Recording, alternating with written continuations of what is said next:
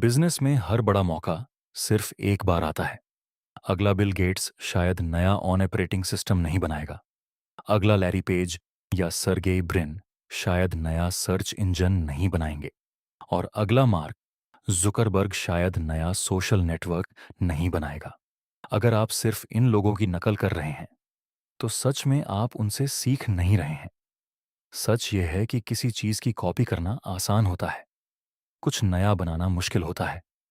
जब हम वही काम करते हैं जो पहले से जानते हैं तो हम दुनिया को एक से एन तक ले जाते हैं, यानी पहले से मौजूद चीजों को बस और बढ़ा देते हैं। लेकिन जब हम सच में कुछ नया बनाते हैं तो हम शून्य से एक तक जाते हैं। कुछ नया बनाना एक अनोखी प्रक्रिया होती है, और जब वह बनता है तो दुनिया में कुछ बिल्कुल नया आ जाता है। अगर कंपनियां नई चीजें बनाने की कठिन कोशिश नहीं करेंगी तो भविष्य में वे असफल हो जाएंगी, चाहे आज उनका मुनाफा कितना भी बड़ा क्यों ना हो।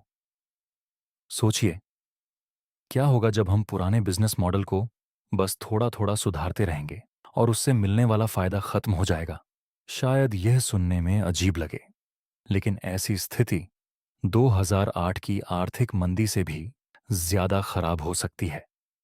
आज जो बेस्ट प्रैक्टिसेस मानी जाती हैं वे अक्सर हमें एक बंद रास्ते तक ले जाती हैं। असली अच्छे रास्ते वो होते हैं जो नए होते हैं और जिन्हें अभी तक किसी ने आजमाया नहीं होता। आज की दुनिया में सरकारी और निजी दोनों क्षेत्रों में बहुत बड़ी बड़ी व्यवस्थाएं और ब्यूरोक्रेसी हैं। ऐसे माहौल में नया रास्ता ढूंढना किसी चमत्कार की उम्मीद करने जैसा लगता है। लेकिन अगर बिजनेस को सच में सफल होना है तो हमें सैकड़ों नहीं, हजारों ऐसे चमत्कारों की जरूरत पड़ेगी। यह सुनकर निराशा हो सकती है, लेकिन एक महत्वपूर्ण सच है, इंसान बाकी सभी जीवों से अलग है क्योंकि हम चमत्कार कर सकते हैं। हम इन चमत्कारों को टेक्नोलॉजी कहते हैं। टेक्नोलॉजी इसलिए चमत्कारिक है क्योंकि यह हमें कम संसाधनों से ज्यादा काम करने की ताकत देती है। दूसरे जानवर भी चीजें बनाते हैं, जैसे बीवर बांध बनाते हैं और मधुमक्खियां छत्ता बनाती हैं। लेकिन इंसान ही ऐसा जीव है जो नई चीजें बना सकता है और उन्हें बनाने के बेहतर तरीके खोज सकता है। इंसान पहले से बनी किसी सूची से यह तय नहीं करता कि क्या बनाना है। हम नई टेक्नोलॉजीज बनाकर दुनिया की दिशा ही बदल देते हैं। ये बातें हम बच्चों को स्कूल में सिखाते हैं, लेकिन असल जिंदगी में हम अक्सर इन्हें भूल जाते हैं क्योंकि हमारी बहुत सी गतिविधियां बस वही दोहराती हैं जो पहले से किया जा चुका है। 0 to 1 किताब इसी बारे में है। ऐसी कंपनियां कैसे बनाई जाए जो सच में कुछ नया बनाती हैं। यह किताब मेरे अनुभवों पर आधारित है। मैं पेपाल और पलांटीर का को फाउंडर रहा हूं और बाद में मैंने सैकड़ों स्टार्टअप्स में निवेश किया है, जिनमें फेसबुक और स्पेस एक्स जैसी कंपनियां भी शामिल हैं।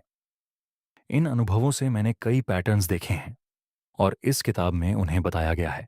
लेकिन इस किताब में सफलता का कोई तय फॉर्मूला नहीं है, क्योंकि एंटरप्रेन्योरशिप सिखाने में एक विरोधाभास है। हर इनोवेशन नई होती है और अनोखी होती है।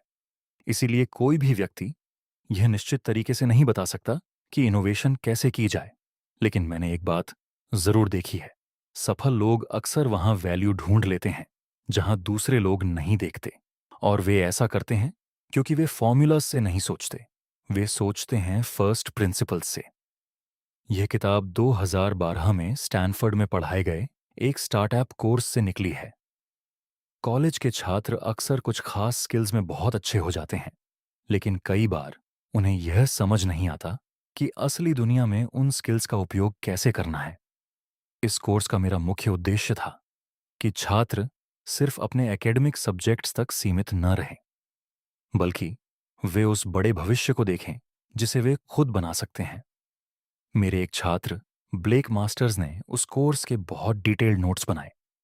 वह नोट्स स्टैनफोर्ड से बाहर भी फैल गए। बाद में हमने मिलकर उन नोट्स को सुधारकर इस किताब 0 to 1 का रूप दिया। और भविष्य सिर्फ स्टैनफोर्ड में नहीं बनता, सिर्फ कॉलेज में नहीं बनता, सिर्फ सिलिकॉन वैली में नहीं बनता। भविष्य कहीं भी बनाया जा सकता है।